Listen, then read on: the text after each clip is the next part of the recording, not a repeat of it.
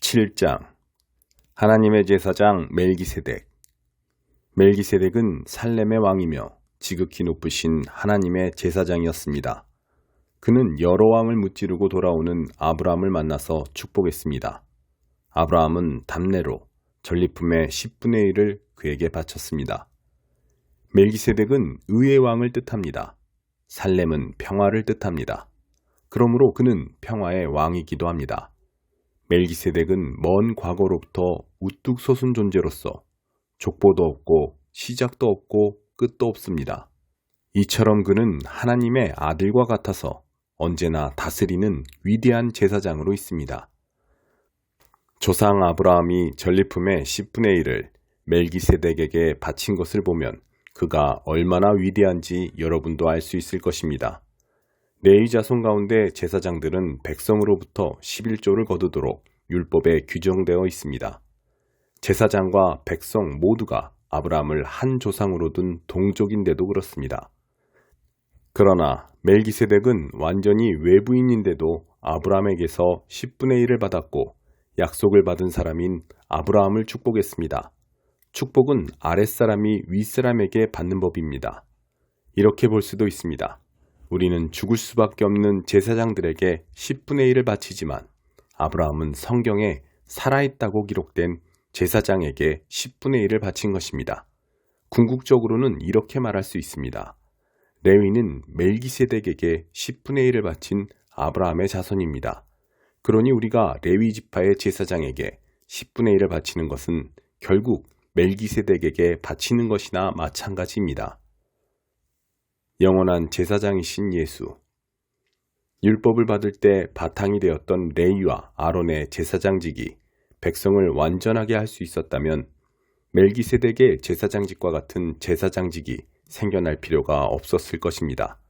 그러나 레위와 아론의 제사장직이 직무를 제대로 마무리하지 못했기 때문에 제사장직에 변화가 일어났고 그로 인해 근본적으로 새로운 법이 생기게 되었습니다. 옛 레위의 제사장직으로는 이 사실을 이해할 길이 없습니다. 예수의 족보에 그분과 레위의 제사장직을 연결할 만한 근거가 없는 것은 그 때문입니다. 그러나 멜기세덱 이야기에서 다음과 같이 완벽한 설명을 얻을 수 있습니다. 멜기세덱과 같은 제사장 예수께서는 혈통의 계보를 따라서가 아니라 순전히 부활, 생명의 힘으로 그분은 살아계십니다. 멜기세덱의 반열에 따른 영원한 제사장이 되셨습니다. 이전의 방식, 곧 율법 제도는 기대했던 것만큼 효력을 내지 못해 폐기되고 말았습니다. 율법은 아무것도 성숙에 이르게 하지 못했습니다. 그러나 이제 효력이 분명한 우리를 하나님의 임재 속으로 곧바로 데려다주는 또 다른 길이 그 자리를 대신했습니다. 그 길은 다름 아닌 예수이십니다. 옛 아론의 제사장직은 하나님의 명시적인 확증 없이도 자동적으로 아버지에게서 아들로 계승되었습니다. 그러나 하나님이 개입하셔서 새롭고 영원한 제사장직을 제정하시고 다음과 같은 약속을 덧붙이셨습니다. 하나님께서 약속하셨으니 그 약속을 철회하지 않으실 것이다. 너는 영원한 제사장이다. 이처럼 예수께서는 우리와 하나님 사이에 더 나은 방식, 실제로 효력 있는 방식을 보증하는 분이 되셨습니다. 이것은 다름 아닌 새 언약입니다. 전에 제사장이 많았던 것은 한 사람이 죽으면 다른 이가 대신해야 했기 때문입니다. 그러나 예수의 제사장직은 영원합니다. 그분은 지금부터 영원까지 제사장으로 계시면서 자기를 통해 하나님께 나아오는 모든 사람을 구원하시고 언제나 그들 편에서 말씀해 주십니다. 이제 우리에게는 우리의 필요에 완벽하게 들어맞는 한 분 대제사장이 계십니다. 그분은 온전히 거룩하시고 죄가 전혀 없으시며 그 권세가 하늘 높이 하나님 계신 곳까지 이릅니다. 그분은 다른 대제사장들과 같지 않으셔서 우리와 우리 죄를 위한 희생제물을 드리기 전에 매일같이 자기 죄를 위해 희생제물을 드릴 필요가 없으십니다. 그분께서 자기 몸을 희생제물로 드리심으로 영단번에 그 일을 완성하셨기 때문입니다. 율법은 이 일을 제대로 해내지 못하는 사람들을 어쩔 수 없이 대제사장으로 세웁니다. 그러나 하나님이 개입하셔서 율법 다음으로 주신 명령은 영원토록 완전하신 아들을 대제사장으로 세웁니다. 8장 새 언약. 요점을 말하면 이렇습니다. 우리에게는 이와 같은 대제사장이 계십니다. 그분은 하나님 오른편에 권위 있게 앉으셔서 하나님께서 세우신 단 하나의 참 성소에서 예배를 주관하십니다. 대제사장에게 맡겨진 임무는 예물과 제물을 바치는 일입니다. 그것은 예수의 제사장직도 마찬가지입니다. 만일 그분께서 땅에 매여 계신 분이라면 제사장조차 되지 못하실 것입니다. 율법에 명시된 예물을 바치는 제사장이라면 이미 많이 있어서 그분을 필요로 하지 않을 것입니다. 이 땅의 제사장들은 하늘에 있는 참 성소에서 무슨 일이 일어나는지를 보여주는 단서에 지나지 않습니다. 모세가 하늘에 있는 참 성소를 언뜻 보고 장막을 지으려고 할 때 하나님께서 이렇게 말씀하셨습니다. 너는 산에서 본 모습 그대로 주위에서 짓도록 하여라. 그러나 예수께서 맡으신 제사장 직무는 다른 제사장들이 맡은 직무보다 훨씬 뛰어납니다. 그것은 그분께서 더 나은 계획에 따라 일하시기 때문입니다. 만일 첫 번째 계획인 옛 언약이 효력이 있었다면 두 번째 계획은 필요하지 않았을 것입니다. 그러나 우리가 아는 것처럼 첫 번째 계획에 결함이 있었으므로 하나님께서 이렇게 말씀하셨습니다. 조심하여라. 그날이 오고 있다. 그날에 내가 이스라엘과 유다를 위한 새 계획을 세울 것이다. 내가 그 조상들의 손을 잡고 이집트에서 인도에 나올 때 그들과 세웠던 옛 계획은 내버릴 것이다. 그들이 계약을 지키지 않아 내가 그들에게서 고개를 돌려버렸다. 내가 이스라엘과 세우려는 새 계획은 종이에 쓸 수도 없고 돌에 새길 수도 없는 것이다. 이번에는 내가 그 계획을 그들 속에 써주고 그들 마음에 새겨줄 것이다. 나는 그들의 하나님이 되고 그들은 내 백성이 될 것이다. 나를 알기 위해 학교에 다니거나 하나님에 관한 5가지 쉬운 가르침 같은 책을 사보지 않을 것이다. 작은 자나 큰 자나 낮은 자나 높은 자나 모두가 나를 직접 알게 될 것이다. 그들의 죄가 영원토록 깨끗이 씻겨지고 너그럽게 용서받음으로 나를 알게 될 것이다.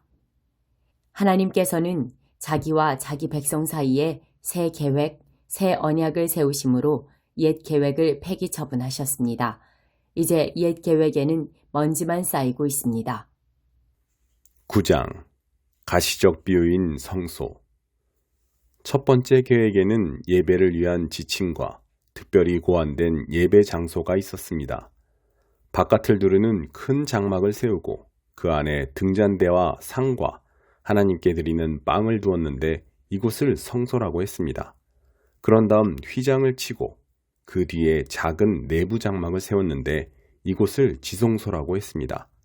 거기에는 금으로 만든 분향제단과 금을 입힌 언약궤가 놓여 있었고 언약궤 안에는 만나를 담은 금항아리와 아론의 쌍난 지팡이와 언약의 2 돌판이 있었고 천사가 날개로 덮는 모양의 속죄소가 언약궤를 덮고 있었습니다. 하지만 지금은 이것들에 대해 이야기할 시간이 없습니다. 이런 것이 갖춰진 뒤에 제사장들이 큰 장막에 들어가 직무를 수행했습니다. 작은 내부 장막에는 대제사장만이 1년에 한 번 들어가서 자기 죄와 백성의 누적된 죄를 위해 피를 제물로 드렸습니다. 이것은 큰 장막이 서 있는 동안에는 백성이 하나님께로 걸어 들어갈 수 없음을 성령께서 시각적 비유로 보여주신 것입니다. 이 제도 아래서 드려진 예물과 제물은 예식과 행위의 문제에 해당할 뿐 문제의 핵심에는 다가가지 못합니다. 백성의 양심을 만족시켜주지 못합니다. 본질적으로 이 제도는 철저히 재정비될 때까지 한시적으로 차용된 제도일 뿐입니다.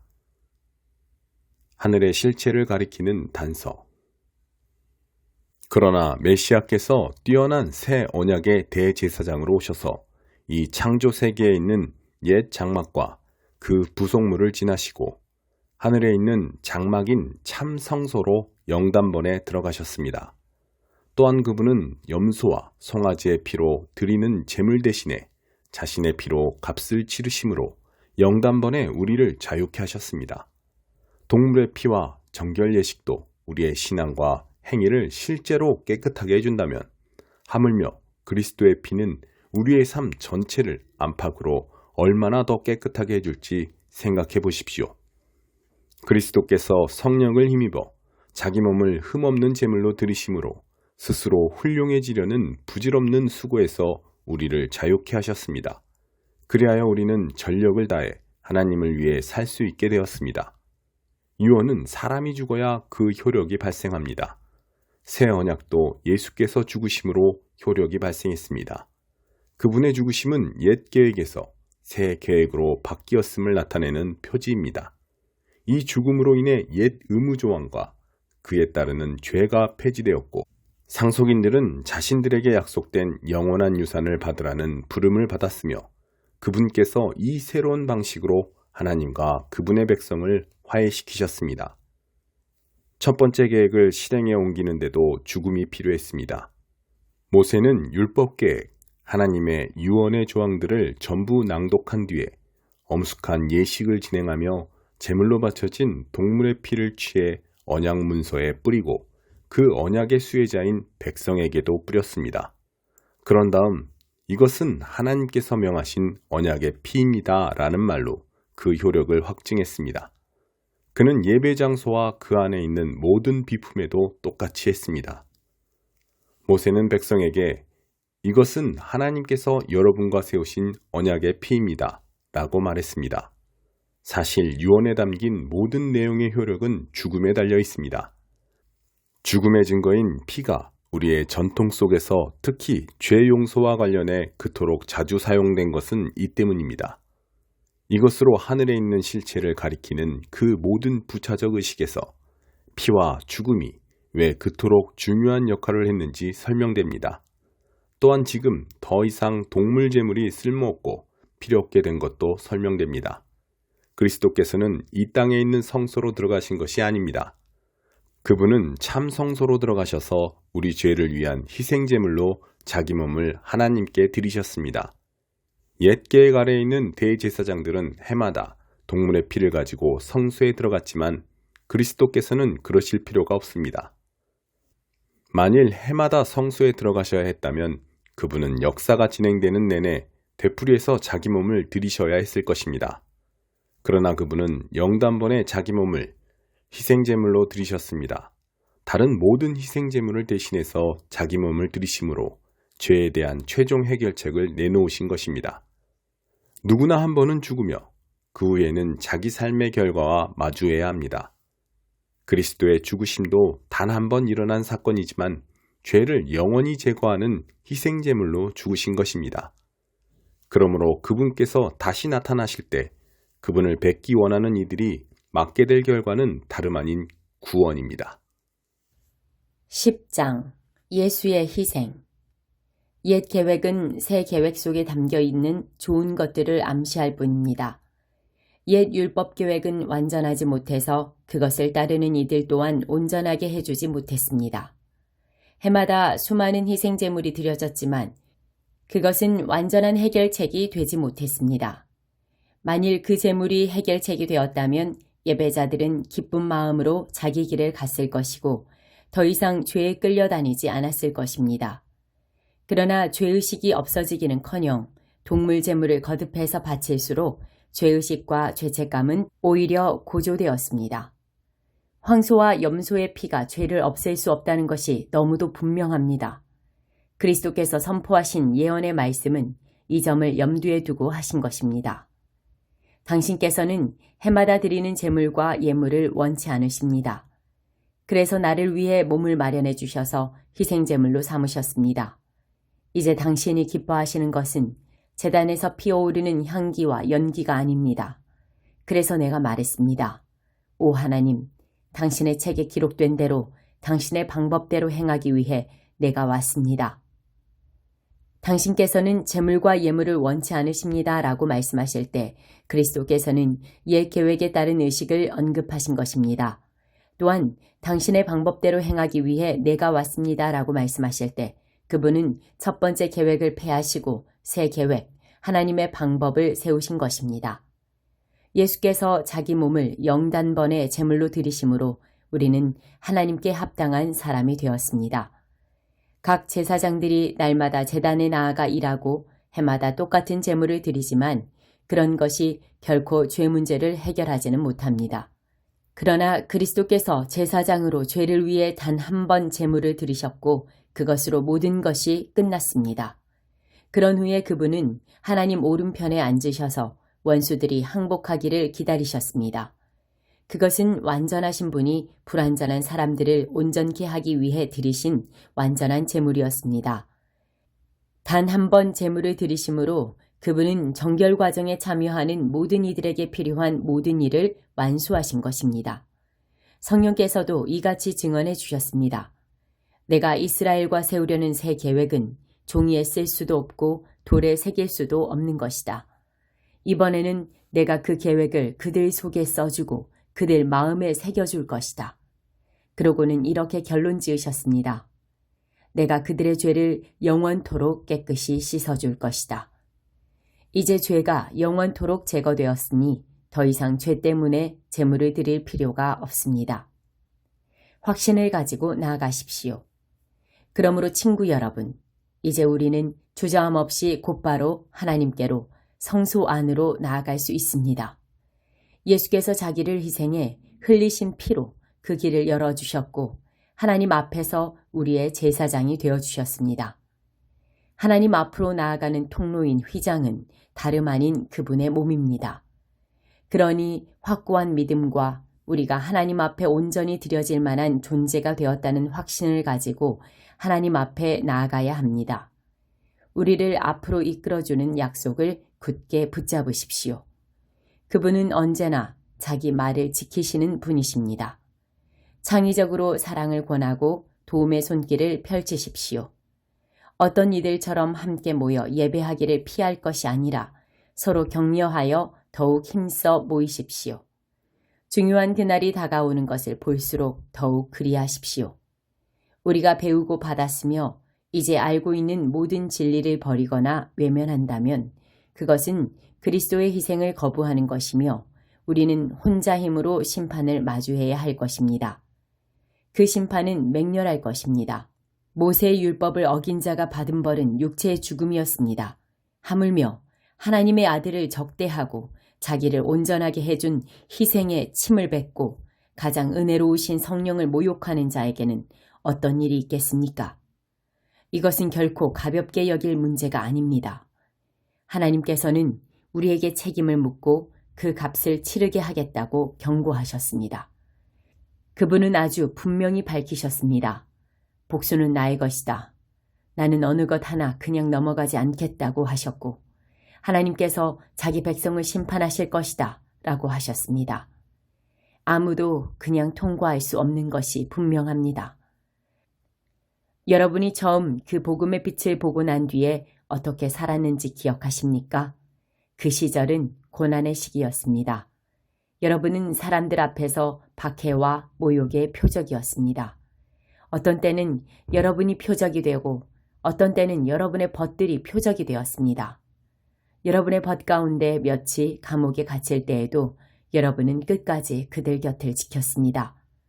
박해하는 자들이 난입해 여러분의 소유를 빼앗을 때도 여러분은 편한 얼굴로 그들이 하는 대로 내버려 두었습니다. 그들이 여러분의 진짜 보물을 어찌할 수 없다는 것을 알고 있었기 때문입니다. 그들의 어떤 행위도 여러분을 괴롭게 하거나 좌절시키지 못했습니다. 그러니 이제 와서 포기하지 마십시오. 그때 여러분은 확신에 차 있었습니다. 그 확신은 지금도 유효합니다. 하지만 약속을 이루려면 하나님의 계획을 붙잡고 끝까지 견뎌야 합니다. 이제 머지않아 그분이 오신다. 언제라도 모습을 드러내실 것이다. 하지만 나와 바른 관계에 있는 사람은 그 변치 않는 신뢰로 인해 살 것이다. 도망치는 자는 내가 기뻐하지 않을 것이다. 우리는 중도에 포기하여 실패할 사람들이 아닙니다. 결코 아닙니다. 우리는 언제나 신뢰함으로 계속 살아남을 사람들입니다.